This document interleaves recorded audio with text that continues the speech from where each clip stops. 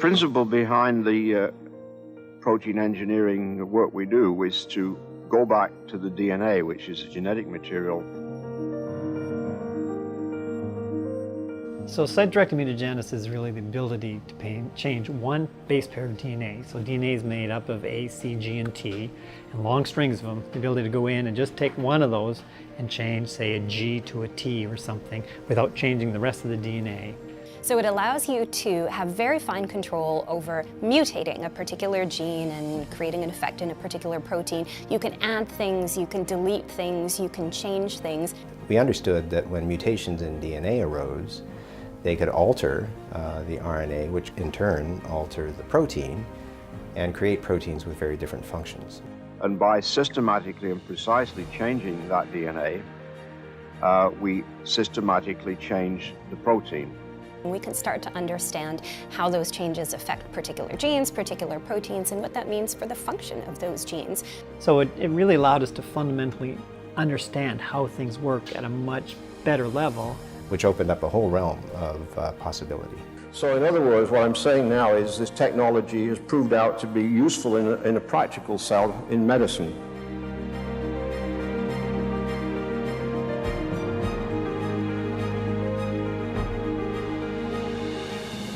I first heard about Mike Smith in 1993 when he won the Nobel Prize. I was a high school student then. I was here in Vancouver, and I always knew that I wanted to study genetics. And so the news of a local geneticist winning a Nobel Prize was such a big deal.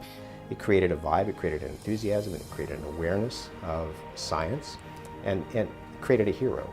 And Michael was ideally positioned both in terms of personality and intent to be that hero.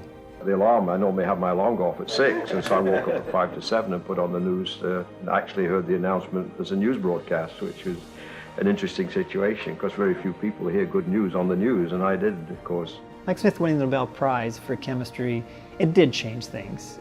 You know, suddenly your phone's ringing all the time. Everybody wants you on every board and things. Michael was the kind of person, for example, who could pick up the telephone and call the Prime Minister. This kind of thing was going on all the time. You ask any person on the street, you know, what's the best prize in science, they'll say the Nobel Prize. So it became a household name in Canada, and he actually used that as a platform to then go talk to politicians in Ottawa and everywhere else, and he actually leveraged it immensely just to get the discussion of why we need science in Canada and the world. That if there ever was a time for Michael to put his stamp on issues that he cared deeply about, the Nobel Prize was probably that time. And he took that not as an opportunity to advance an agenda, he took that as a serious social responsibility.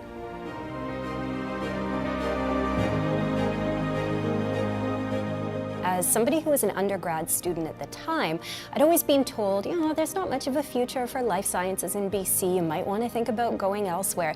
But Michael's Nobel Prize changed all of that, and what he chose to do, the legacy around the Nobel Prize, changed all of that. He lent his name to the initiation of this activity, and that was critically important. And he played formative roles in the establishment of all kinds of institutions, both to promote and to fund this style of research where there was nothing before. You know, there's the Michael Smith Laboratories, of which I'm in. It's a research group. There's the Michael Smith Genome Sequencing Center, the Michael Smith Health Research Foundation.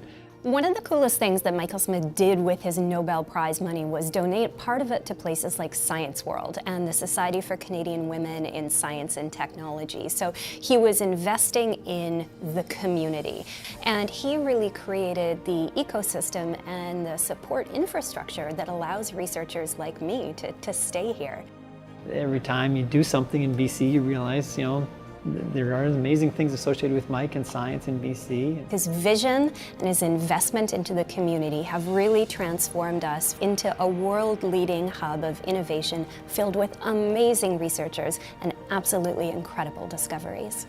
Michael planted seeds that have evolved, and I think he would be very pleased to see that initiatives to which he had lent his name continue. This convinces you and any other Canadians that you can make a career in Canada and you can do research here that's as good as any research in the world and get the recognition of your peers throughout the world. And I think it's a very important message for young Canadians to get, and I do think it's also a very important message for politicians and bureaucrats who decide on science policy and how much money is given out. And if one of the things that can come out of that is both those groups, the young people and the administrators and bureaucrats, get that message and react to it, then I think it would please me more than anything else.